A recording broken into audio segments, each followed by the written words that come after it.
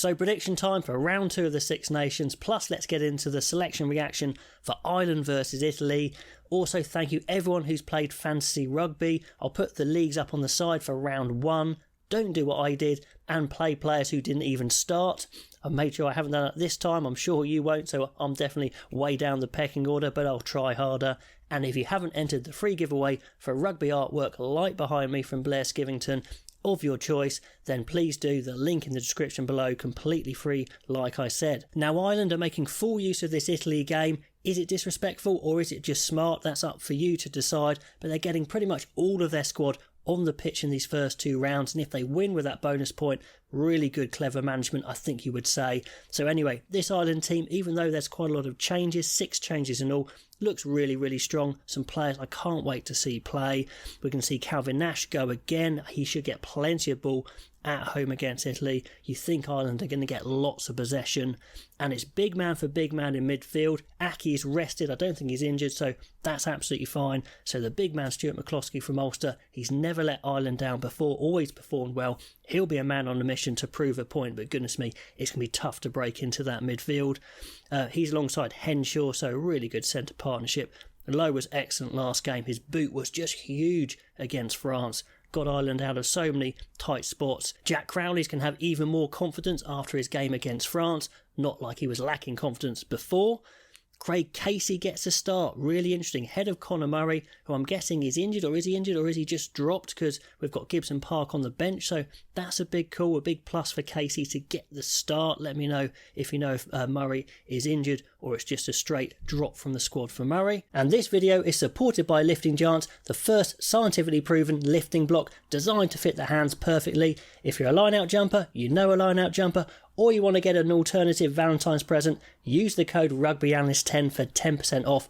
All the links in the description below. Then into the front row, we've got Andrew Porter and Sheehan as normal, but Furlong is rested and Finlay Beelam's playing. 32 now, he's got 37 caps, loads of experience, and every time he's played for Ireland, he's really impressed me, so I don't see any drop-off in the front row there. Then the youngster, Joe McCarthy, another start. That's really good for him.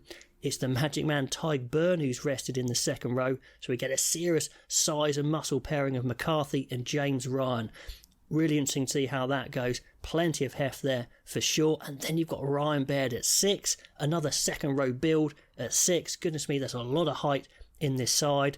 Loads of line-out options, plus Doris as a line-out option, but it is a new look jumping set there with Ryan and Baird not starting last week, so we'll see how it goes because Amani and Byrne were the go-to line-out guys last time. And then we've got Caelan Doris moving to 7 to accommodate Baird at 6.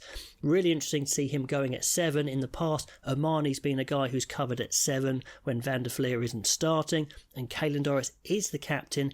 He was making decisions last week. Is he going to be the long-term captain for when Amani finally hangs up his boots or isn't in the Ireland team? Conan gets a start at 8 and he's always been impressive when he's played. So that back row, it's new look of Baird, Doris and Conan, but goodness me, most countries would love that sort of back row. Then on the bench we see Loughman getting a run as well, Tom O'Toole getting a run, Henderson getting a run, so they're getting their players out there. Harry Byrne is rotated, Frawley out, Lama's on the bench, so they're getting loads and loads of players out. I think it's only Tom Stewart, Nick Timoney and Jacob Stockdale left out, and Gary Ringrose is injured, so have they got it right? Have they rotated very cleverly? So the Italy team has just come out and Ange Capuozzo is fit to play. I think he was sick last week. Poor old Tommaso Allen, who was decent last week, he gets booted to the bench. Goodness me, this guy gets shifted around because he's so versatile. Varney is the guy they probably wanted to start. I don't know if he was fully fit last week.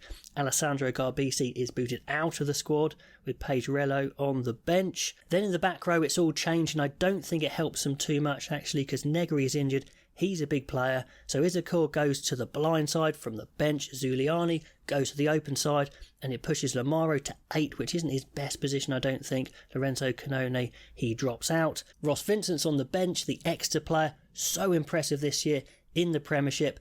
As an England fan, one of the first things I did was check to see if he's eligible for England. He's not, and Italy have snapped him up, rightly so. He's a serious athlete. Prediction time for round 2, and last week I did get the winners right, although the margins of victories weren't quite there.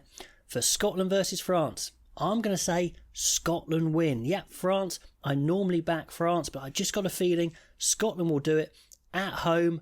Why? Well, yes, home advantage, but Scotland, they'll have been really rattled by that second half capitulation against Wales when they played so well in the first half and then fell apart. They're going to be desperate not to do the same thing, so I think their concentration is going to be a lot better. They scored some fantastic tries. I think Scotland will score good tries in this game. So I think they'll get that focus. It's a DuPont-less France, if that's a word. And I think they are more beatable with that as a proposition. France, I know they're going to want to put things right after Ireland, and they were down to 14 men for a lot of it. And Woki and Biel Barry, I think, makes them a bit stronger. France's scrum and maul are always a bit of a worry, and maybe I'm talking myself out of it, but I think Scotland are going to do it at home. They get the win, maybe by 5 points. England versus Wales. I'm going to say England win by 7. Why? Well, home team, of course. I think that helps. Definitely England don't like going away to Cardiff, to the Principality.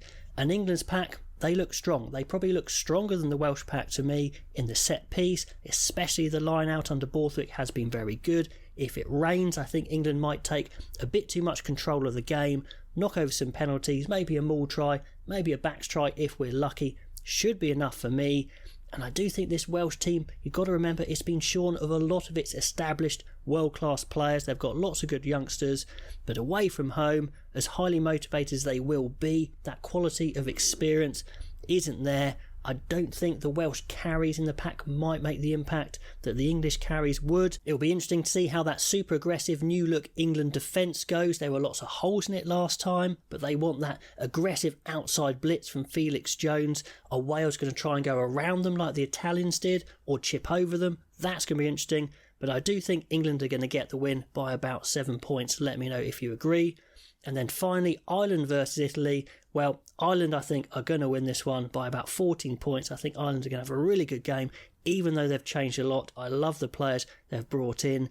Italy, we know they're capable. They are going to get wins in the Six Nations over the next few years. I just don't think this is going to be one of them away from home. We know Italy's backline is really potent, but I don't think their pack could mix it with that Irish pack.